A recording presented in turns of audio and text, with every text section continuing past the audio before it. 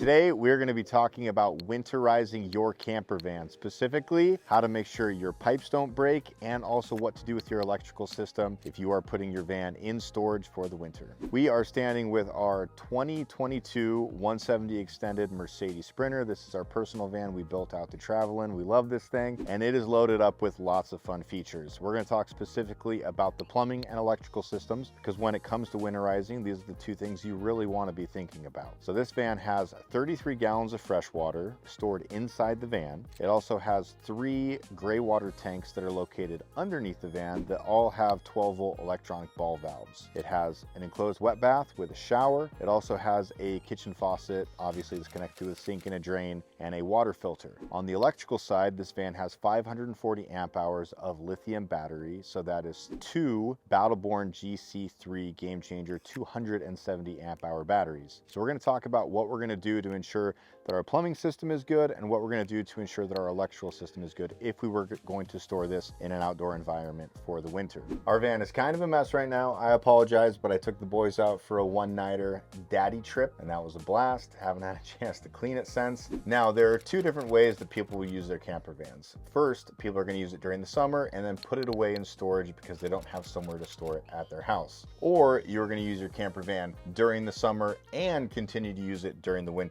So it's kind of 2 things that you want to think about when it comes to how you're going to be storing your van. So first, let's go through what to do if you are going to store your van at an off-site location, either indoor or outdoor storage over the winter. So first, you want to make sure that you have all of the water outside of the van. Now, our van has a 33-gallon freshwater tank inside the van. The same rules would apply if your freshwater tank was underneath the van or outside the van. So first, we're going to make sure that we drain the tank, and then all of your faucet bibs that are inside the van or outside the van, you want to make sure you run water through until you have air coming out of the faucet. So what I mean by that is you want to have your pump on and actually be running water through the faucet and switching back and forth between your hot and your cold water lines. Now, this is important because if you have hot water at your sink or hot water at your shower, you have a hot water line and a cold water line both running to the shower. And by draining the freshwater tank, you're taking the water out of the tank from the pump to pull from. Now what you're doing is you're trying to push the rest of the water through the line to the faucet to get as much out as you can. And what you'll notice will start to happen is as you start to run this,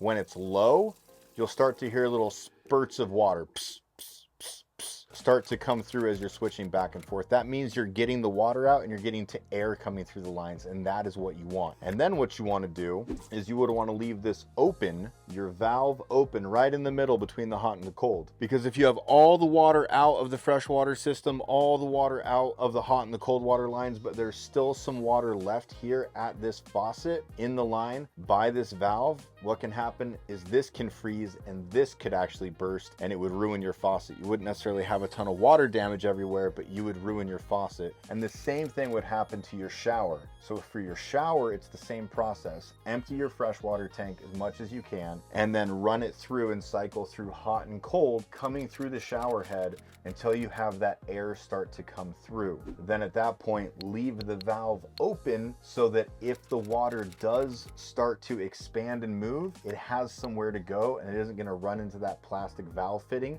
and then break it, which is, what we usually see as far as damage from vans that haven't been winterized properly. Now let's talk about a water heater. A lot of vans have a water heater. Some of these have a drain valve on them. If yours has a drain valve, like an isotemp water heater, you can just open that valve and drain the water out. The models we are using do not, and one of the most common ones that you will see is a Bosch 2.5 gallon or 5 gallon water heater. We actually have a 1.3 gallon water heater in this van.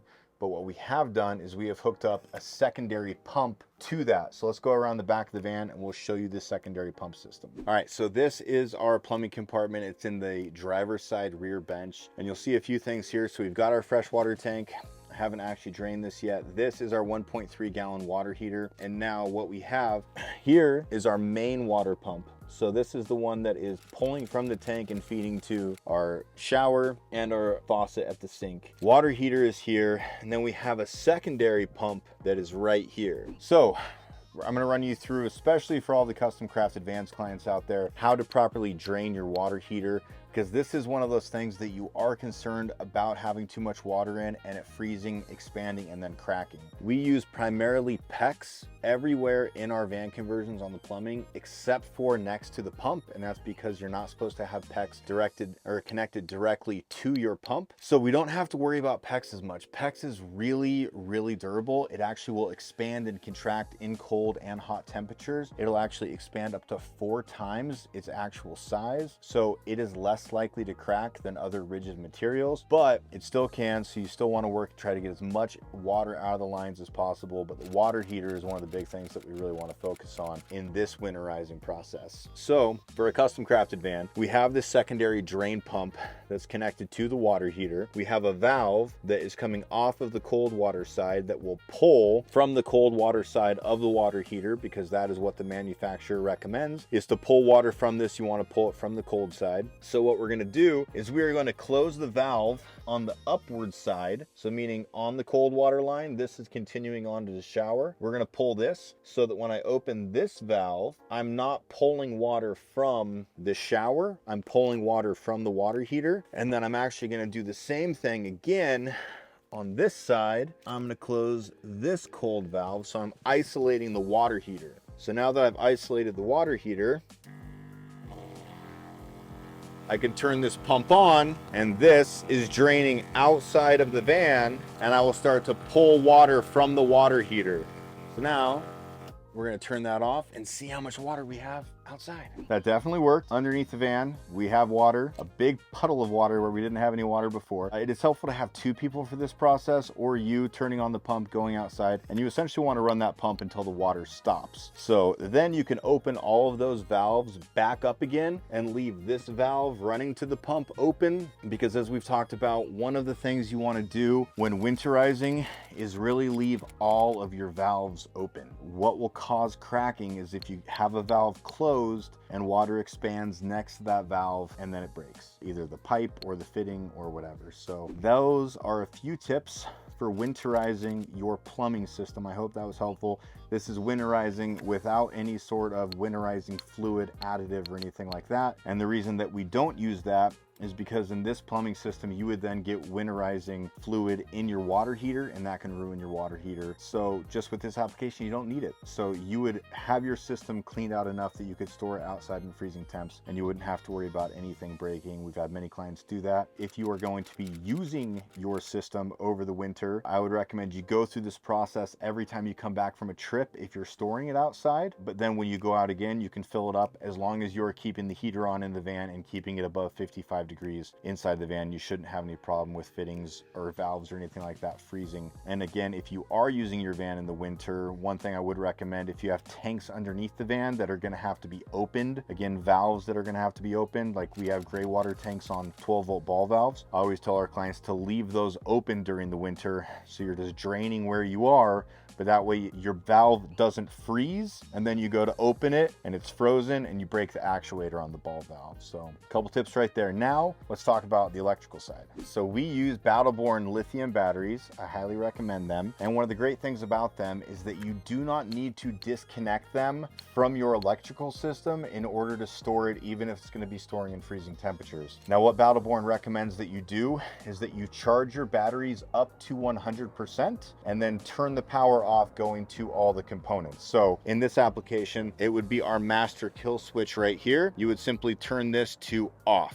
And then everything in the van that's 12 volt will shut off except for 2 things. I have the battery system, the computer system for the S-bar heater, and the computer system for the air conditioner that would still have a minimal voltage pull. And the reason I do that is because the S-bar computer does not like to be disconnected from power. If you do that too many times, it can actually go into a lockout mode. So to prevent that from happening for our clients, we have that coming off of the on position. Now, a couple other things to consider if you are going to winterize your van and store it. When it comes to the electrical system, we have a fridge, we have a freezer. Defrost both of these, and especially if you have a fridge, make sure you check the freezer compartment in your fridge and that you defrost that fully. There are many horror stories about people that forgot they put turkey patties in there or something and their fridge was completely ruined next spring. So defrost it, get all of the moisture out, have lots of towels around it, pull it up, and then when you have all the moisture out, it's turned off, they are not cold anymore.